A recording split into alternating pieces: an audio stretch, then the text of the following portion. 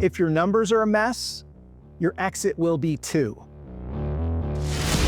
Trust, trust, and trust. You can blow up a relationship before it even gets started with some messy numbers. If there's one thing that differentiates me, I am a pretty good marketer. I'll say I am. That's where I cut my teeth early on. But it's because I embraced finance, and that's what I want you to do.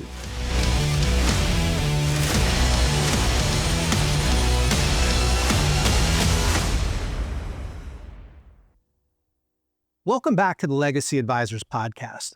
I'm Chris Jones, here with my co-host, Ed Button. On today's episode, it's one that every founder, CEO, and operator needs to lean into hard. We're talking about financial fitness, no spreadsheets for the sake of spreadsheets, but what it really means to lead a business like a financially disciplined operator. Because here's the truth. The truth is, if your numbers are a mess, your exit will be too.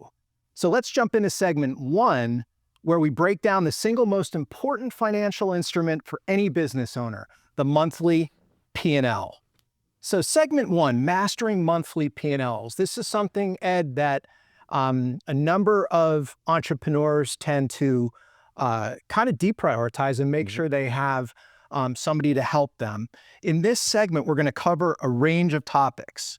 So what a monthly P&L reveals about your business, why financial review should be a monthly ritual, common mistakes that founders make when interpreting the P&Ls and the financial instruments, and then how to use a P&L strategically for making decisions about growth and where to cut expenses.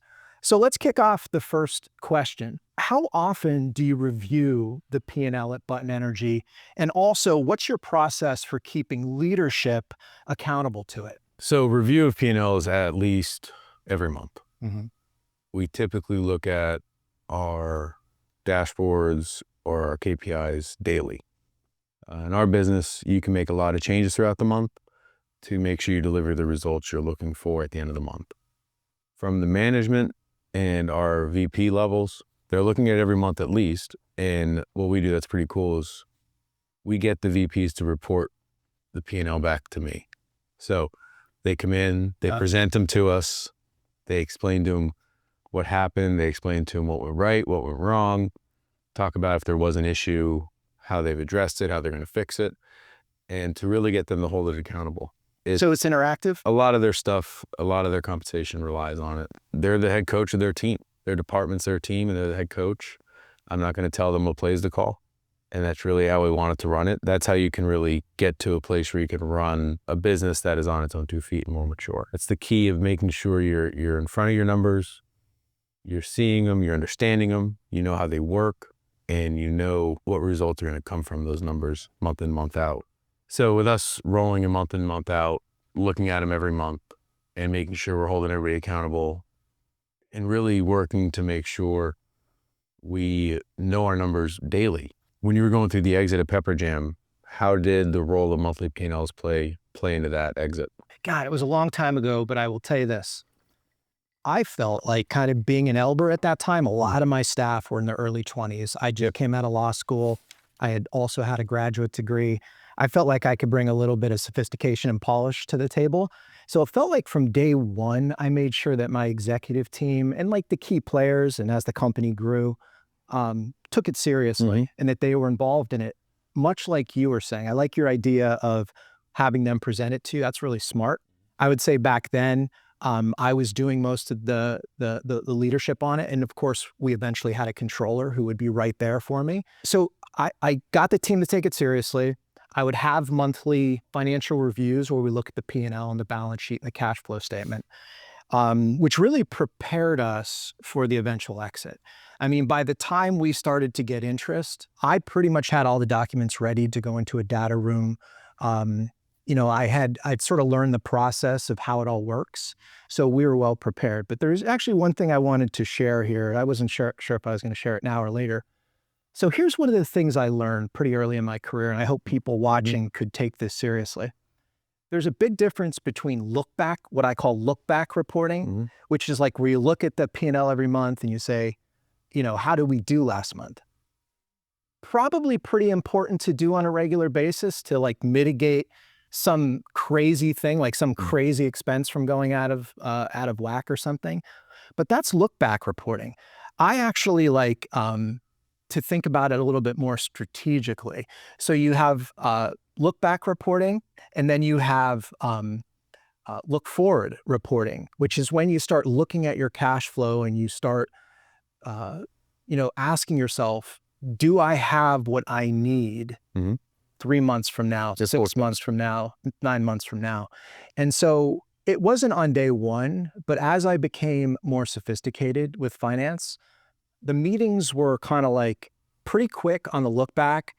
Any major expenses popping up in here that I should know about? Are they one time? Are they going to be reoccurring? Oh, Kris, that's a big software annual expense we have. Okay, we'll just have the discussion, move on. Same with income. It's a good way to quickly see your income. But in terms of trying to make predictions about the future, isn't probably the best instrument. You really need to see your balance sheet, what your debt structure is, et cetera, and then that cash flow statement. But in your case, Ed, I think you've worked with a lot of founders, through the roll-up strategy used at Button Oil. Why do you think many of them misunderstand, most about the purpose of the monthly P&L? What do they not realize its importance? Well, the most important part of your monthly P&L it's your scoreboard. It's where your profits produced or your deficits are produced. That flows over to your balance sheet and transitions through your cash flow statement. It's really your first line of defense to say, hey, is it going right or is it going wrong? And most of it, all of it will land in the balance sheet where you really decide how the business is doing. A lot of founders won't really take the time to understand, especially from an accrual basis, how those different numbers affect things. And say you get a P&L that shows, $1 million this month, but I have $1 million in my bank account. Why don't I have $1 billion in my bank account? Well, it's because you have $800,000 of receivables and $200,000 in cash that changed from prior month to this month. So a lot of misconceptions will be, oh, that net income is the money I should have. That's a big thing. The other thing is, back to the keeping of the score, is understanding, are you moving ahead? Yeah. And looking forward, like you said, on more of a forward pro forma outlook or a budgetary outlook, comparing how you're doing to plan is super critical. You make a plan once a year, maybe twice a year if there's a big change from an acquisition or something like that. But most of the time, you make a plan once a year. You have to see how the plan is going. Are you going to plan? Do you have to change it? Was your plan terrible? Was your plan overshot? Was your plan undershot? When you do your budgeting correctly, your P&L should be very close to it, unless something drastic has changed. Like you said, large costs that were unaccounted for, customers coming or going, different things like that. It's a super important part of your business, and the sooner you get to know your numbers, the more confident you'll be in running your business. Yeah, I agree. It's just before we go into segment 2, one of the things that it kind of made me think of is, I think one of the reasons that entrepreneurs don't embrace finance as much as they should is because growth is typically not a line up and to the right. It kind of looks, like this. And so those tough months are tough months. And, for some entrepreneurs, I think it's just too much, too much emotion in an otherwise, emotional game of entrepreneurship. But so we just discussed this idea of P&Ls and reviewing them monthly, which is a great start to this sort of financial fitness discussion. But what about the structure behind the numbers? So in segment 2, we're going to talk about why GAAP, the generally accepted accounting principles, why it matters, and how clean financials can make or break a deal. So for segment 2, Clean books aren't a luxury. They're a multiplier. And for serious buyers, GAAP-compliant financials are the difference between a fast yes and a long, painful maybe. Segment highlights what GAAP-compliant financials actually look like, why tax accounting isn't the same as M&A accounting, the buyer's lens, red flags and trust issues, and steps to get GAAP ready early. So Kris, I'll start off with the first question for you. What do founders gain beyond a higher valuation when they adopt professional financial practices? So I think this one gets into this idea of, think about it. It's like standardization. GAAP, the first time I heard the word GAAP, I was like, GAAP, generally accepted accounting principles. There's no way that I'm going to ever really, truly understand it. Mm-hmm. For folks that are watching, all it really means is that you're aligning on the structural side of financial interpretation. And so it's just a set of guidelines that every accountant in the United States of America, follows. And, most bean counters also will do that. But what does it give you? It gives you preparedness. Mm-hmm. So should you want to raise capital from a bank or from a venture capitalist, from an angel investor, or if you want to sell your company, this is going to be required. But it gives you confidence, it gives you credibility, and it gives you that control. Remember, a lot of what Ed and I are talking about here is to try to give you an edge, of making sure that when the opportunity comes, because it's super difficult to predict when that opportunity comes, whatever that opportunity might be, it might be to raise capital, it might be a recap, it might be an M&A opportunity that you just didn't see coming. Mm-hmm. It's all about preparedness. And I said that it gives you credibility. I truly believe that. Like, I understood that we needed to adapt to GAAP before I sold Pepper Jam. And so what it did is it gave me more authority when I went into those discussions, because I didn't have to redo my financials. My financials weren't in a mess and were actually, what they were was the opposite. They were compliant with exactly what the bank or the buyer was looking for. So what about in your case? What do buyers think? I was going to actually mention this, so I'm glad I'm asking you. What do buyers think when they see QuickBooks chaos or inconsistent accounting practices? Trust, and trust. You can blow up a relationship before you even get started. Yep. With some messy numbers, and whether it be due to do-froms that are carried over from intercompany, that might be changing your equity levels, that are old receivables that you're not writing off properly. It could be just your policies around how you do things. It could be cleanups. I'm sure if anybody's been in business, there's been mistakes made in accounting, and you have your accounting cleanups you have to talk about and understand. So we all have them. You have to do them. It's going to happen. So document everything you do within a cleanup, within a balance sheet cleanup, or a catch-up period, and try, when you're going through the process of getting these things in order, try to consolidate them to a season or a quarter or within 1 year. You want to minimize the noise. There's going to be noise. There's always noise in a business. Nobody comes out of the gate as a founder as a perfect financier, planner, anything like that. You're going to have change in personnel that are going to affect the way you're reporting. You might luck out and get a great CFO or a great controller or a great senior accountant. 6 months from now, they suck. Yep. And all of a sudden you bring in a new one in.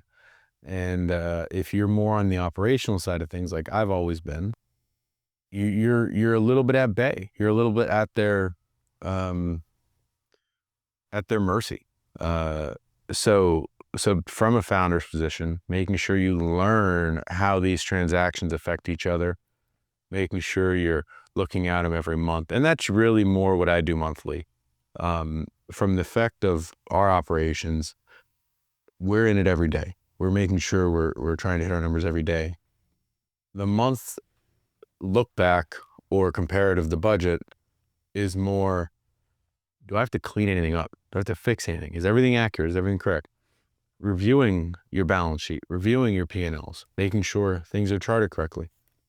But if you can go into an M&A opportunity or a capital raise opportunity or whatever it might be, VC, or whatever it might be, banking, even if you're just going through a bank conventional recap, if you can get them 3 to 5 years of very clean, quiet books, it's going to make your life a hell of a lot easier. Yeah. Big time, big time. Yep. So when you're going through all those processes of VC, credit, banking, capital raise, whatever it might be, it just makes everything so much easier, makes everything so much tighter, a lot less heartburn, a lot less drawn out. And that's really super key. So why do you think, in your honest opinion, why do you think founders wait so long to get their house in order? I don't know. They don't think it's urgent until it's too late. I also think, like I said earlier, I do think that there's, a lot of what we've talked about and we'll talk about in future episodes. And one of the things that I've been focused on in the book that I'm writing on M&A is the psychology of it all. And I think that, entrepreneurship gives us this sort of roller coaster experience of highs and lows. And by the way, it doesn't change 27 years into it in the same way it doesn't in the first year. So the advice we're giving is to mitigate all the things you were talking about: anxiety, fear. You kind of have to embrace and understand your numbers in order to really mitigate the downside risk of failure. And so I think, founders, it's interesting. Like, I'm in the tech space mostly. So what we see is you'll see 2 or 3 founders. One will be a product founder, one will be a marketing founder, and one will be a tech founder, like very distinctly. And the Silicon Valley really promotes this idea. But notice I didn't say anything about finance. So it's sort of like, you very rarely see finance founders in tech. I mean, prove me wrong, but you just don't see it that often. And so as a result, it's not my responsibility thing, or I'm just the product guy or girl, I'm just the coder.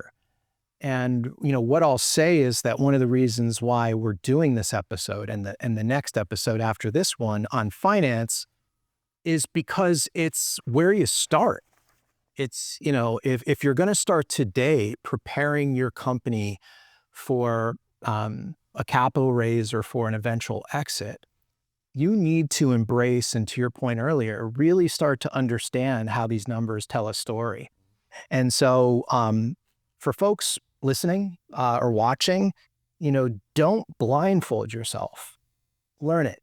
Take your time.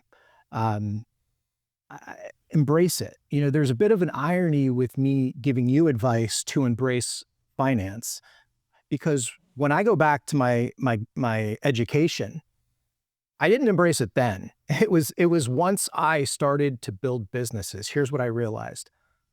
I realized that if I could figure out why most entrepreneurs fail, why most businesses fail, and if I could become really good at not doing that, I'll have some success. And, for those folks that have watched this podcast or know who I am, I'm speaking from experience, that my embracing finance as a primary skill set with building and scaling businesses and eventually selling them, I am actually in a good position here to give you advice on that.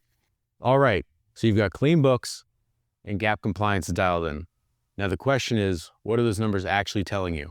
In segment 3, we dive into cash flow versus profit and why buyers care a lot more about one than the other. Okay, segment 3, cash flow versus profit, what buyers look for.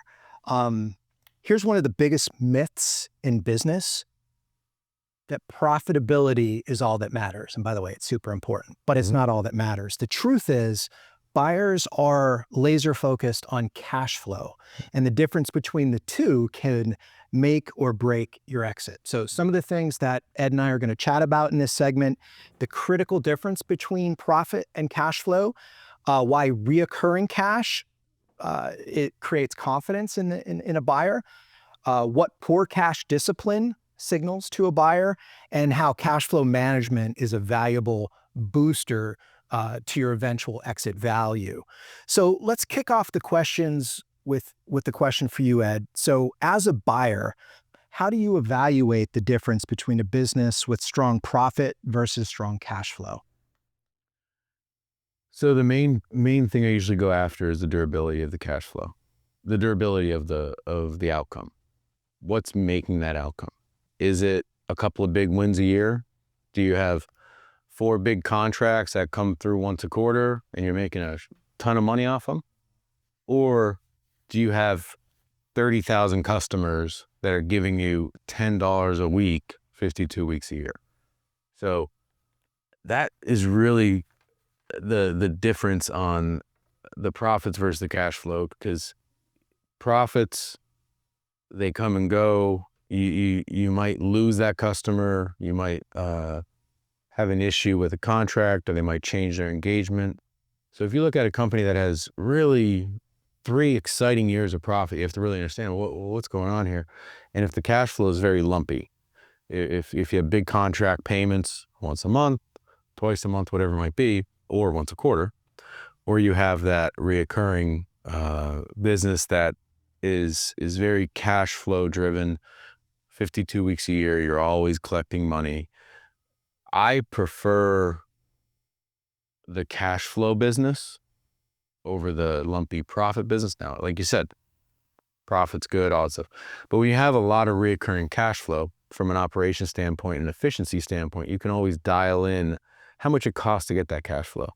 And if you're always in the race of expanding the deltas of, if we can get our cost to create that cash flow lower by 10% every year, you're continually growing your profit. And now you have this business that constantly throws off money every month.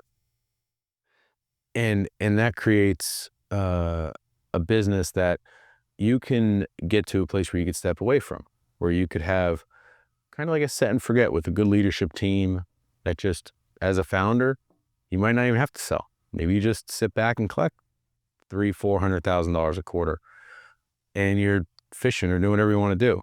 And that's really the hard part, is how do you evaluate? It really depends on the strategy of what you're looking to buy from an acquirer standpoint, on if you're looking to get market share, if you're trying to double your margins or double your revenues for a potential IPO or whatever it might be.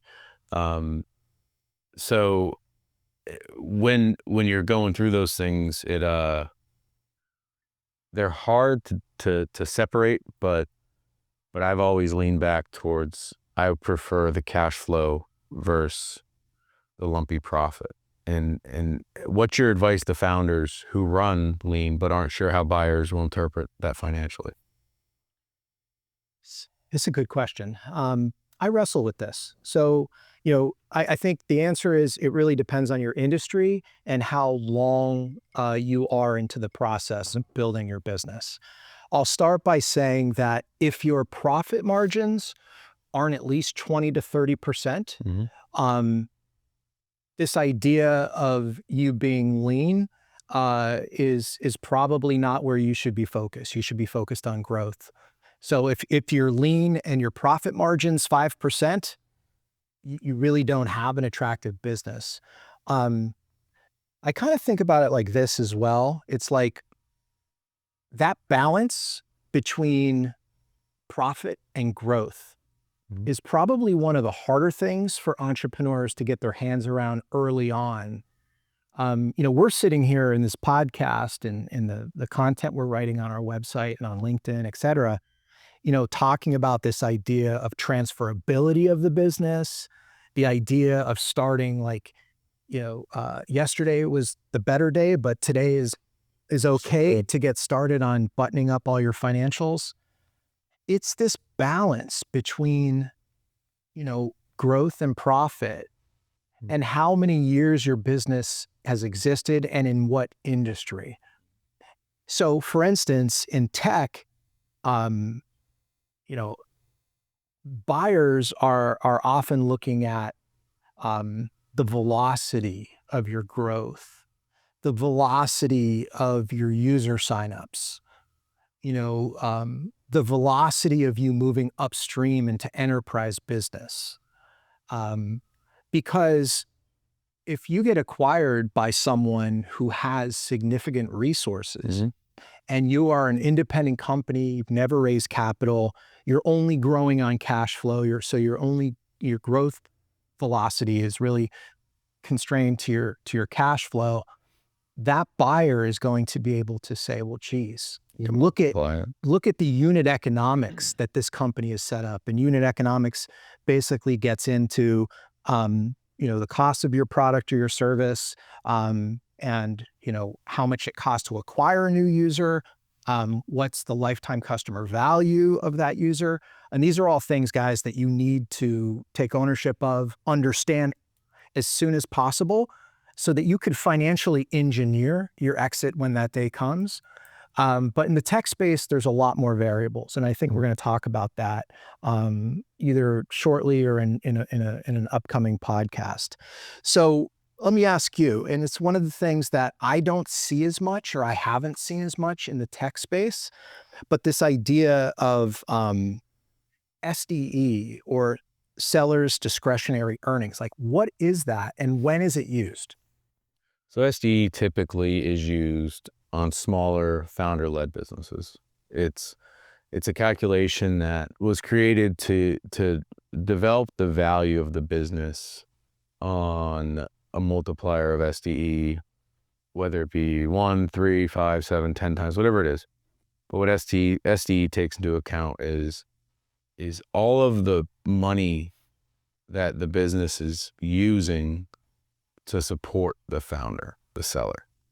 So whether it's his or her salary, it could be her mortgage. Is this the add back concept in an EBITDA multiplier as well? Yep. So it's just like the EBITDA. EBITDA is typically more on a larger scale business. SDE is a lot like it. They're very similar. So like 3 million and under, and then maybe 5 million and above or something? Yeah. And it depends on the people you deal with. Some people might use SDE, some people might use EBITDA. There's a bunch of gray areas around that, but they're very similar. Any non-cash items, depreciation, amortization, all get added back. Any operating expenses that are strictly for the owner, healthcare expenses, life insurance expenses, things like that. So those all get added back to create what the business value would be if the founder didn't exist. Typically, these are driven more by strategic buyers. Strategic buyers are people in a like industry that are looking to grow in that same space, and they're already there. They already have the overhead. They already have the operations guy or girl. They already have the sales leader. They already have the strategy in place, and it's more of a roll-up. So a lot of them are going to say, well, hey, we're going to give you more credit for what the founder's been taking out of the business, because we don't need to we don't need to have the founder there. We don't need to replace the founder. Got it. We don't need to, okay, founder A is gone. Now we need to bring in CEO Jim to run the business. Financial buyers typically will degrade the add backs a little bit, because say I'm $500,000 a year in salary, or 400,000, whatever it might be, and I'm the founder of a business that's selling, and I say I want to add back all $400,000 a year of my salary, I have to be replaced for a financial buyer. Financial buyers, you're not going to get an investment banker to come in and run an energy business, or you're not going to get an investment banker to come in and run a marketing company. They're going to have to replace a Kris Jones, they're going to have to replace an Ed Button. So they have to figure out what the market rate is for that. And the piece of the add back you'll be able to get is, okay, market rate for my job might be actually $250 a year, but I'm paying myself $400. So we'll be able to claw back $150,000 of that into the business. And that's really, they're very alike and very similar, adjusted EBITDA or SDE. It just depends on the size really of the business. And if there's a lot of discretionary expenses going through the business, when you would gravitate towards the SDE multiplier. So now we've talked about knowing your numbers and presenting them the right way. We really had a candid conversation with our audience about how critical it is for them to build up their financial acumen. But in the final segment, we're going to talk about building a finance-ready company. Being finance ready doesn't mean being ready to sell tomorrow. It means being in control every single day. It means knowing your numbers, knowing your narrative, and being ready to sit across from any investor or buyer and say, here's exactly what we've built. In this segment, we're going to go over a couple highlights. What finance ready means beyond just clean books. Importance of internal financial leadership, whether it be a CFO, controller, senior accountant, whatever it might be, outside accountant. How financial structure impacts buyers' confidence, and steps to begin financial readiness at any stage. First question I want to go through with Kris. What did financial readiness feel like during your Pepper Jam exit? Like I've said, and I think it's really important, I mean, it sounds like I might be beating a dead horse by continuing to use the Pepper Jam example, but for that, A big example. yeah, for that being the first M&A transaction in my career, and it was to a publicly traded company, I hadn't raised outside, finance. So I was freaking ready, man. I was confident. We were prepared. One of the interesting things about the Pepper Jam sale is we sold to a publicly traded company, which means the SEC, the Securities and Exchange Commission, is actually involved in reviewing that transaction. Yeah, because of they're in the public market. And so, we didn't know that we were going to sell to a publicly traded company, but we were GAAP compliant, as we've already chatted about in this episode. We were doing monthly financial meetings. I had talked about this idea of look back and look forward type of reporting and financial analysis. Financial reporting, look back. Financial analysis, look forward. And so we were ready. And when GSI Commerce came in, which is interesting, I'll share a quick story. Their CFO was a gentleman by the name of Michael Kahn. Michael Kahn came here to Wilkes-Barre several times. So while I negotiated the deal with Michael Rubin, Michael Kahn was really the point. He was their CFO at GSI Commerce.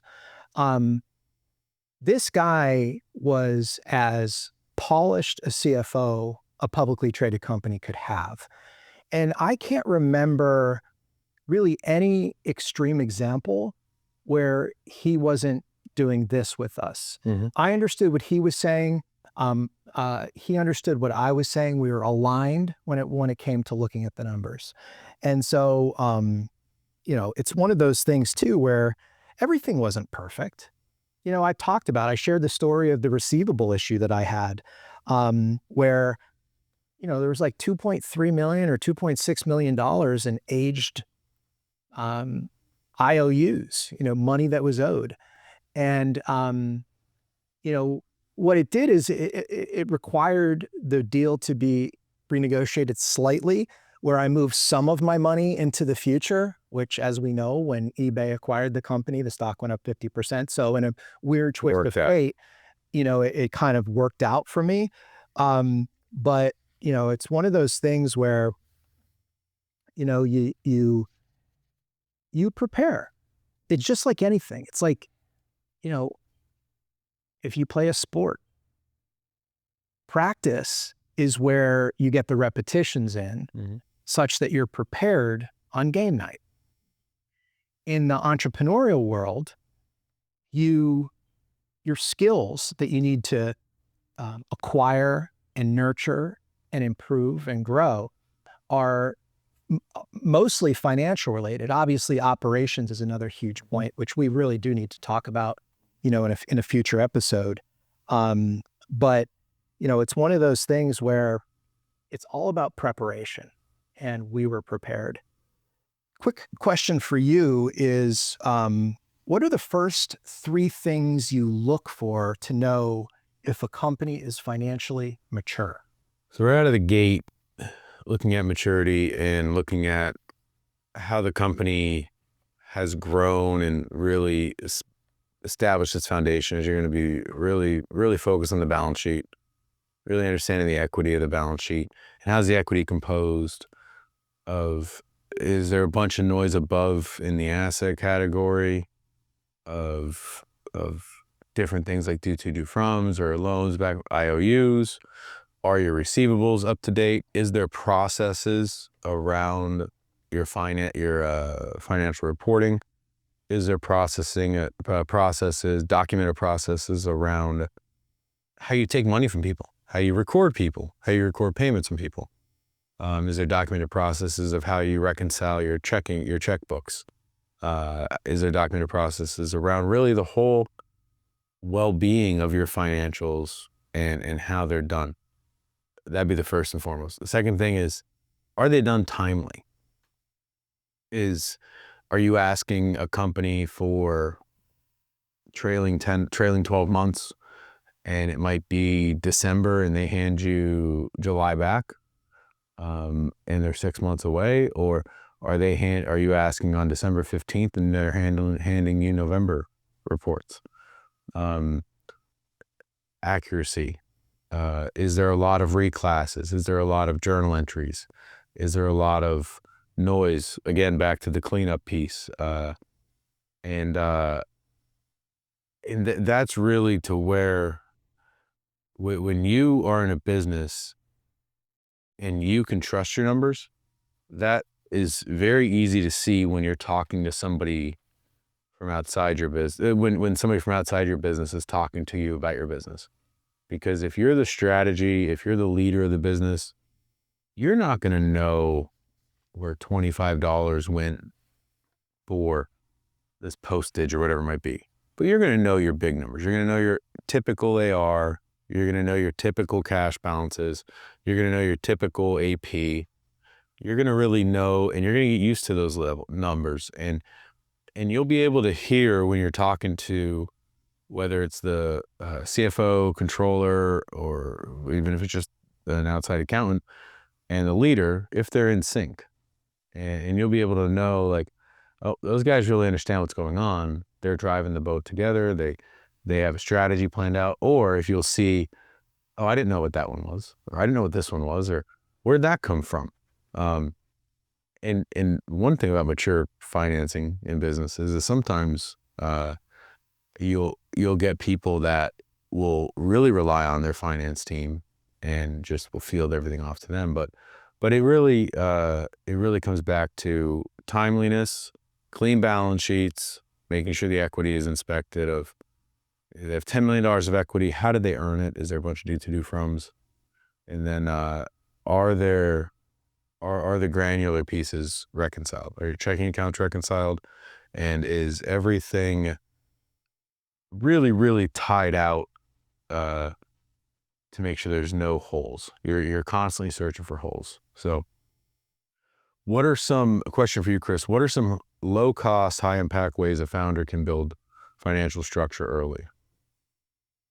So we already talked about one of them, which is this idea of producing the monthly financial statements, your profit and loss statement, your balance sheet, and your cash flow statement. But maybe what precedes that is a nominal investment in accounting software like QuickBooks. So purchase some software like immediately, if you haven't already. Number two, get into that cadence of monthly meetings. Number three, which again, these are not necessarily in the right order, but hire someone other than your accountant, unless your accountant also provides you with other services other than, say, tax preparation. Hire a fractional person initially, and once, be self-aware. At some point, you need to graduate from the fractional, call them bean counter, to a legitimate controller, CFO type of situation. Fractional is huge, though. You can get some really good talent with fractional. Yeah, I mean, the industry has really become much more favorable here in 2025 than it was in 2009 when I sold my company. You could do fractional, but it just wasn't commonplace. So those are the things that I think about mostly. But I also think that it's just really important to prioritize it. So for people listening, I know it, guys. You're thinking marketing is most important because you need to grow the company. Listen, man, if your unit economics on your CAC and your LTV aren't in the right place, you're scaling into nothing. It's called vanity metrics. You really have to prioritize finance. And if there's anything that makes my story unique of having sold a company for, life-altering money when I was 30 years old, to then investing in over 40 companies, having another 5 or so M&A transactions, and now in the last year and a half working with Ed to help others. If there's one thing that differentiates me, I am a pretty good marketer. I'll say I am. That's where I cut my teeth early on. But it's because I embraced finance, and that's what I want you to do. So that is a wrap on episode 7, Financial Fitness for Founders. We hope today reminded you that financial discipline isn't just for investors and accountants. It's a leadership trait that you need to adopt. And if you want options later, you need clarity now. We'll see you for episode 8 soon.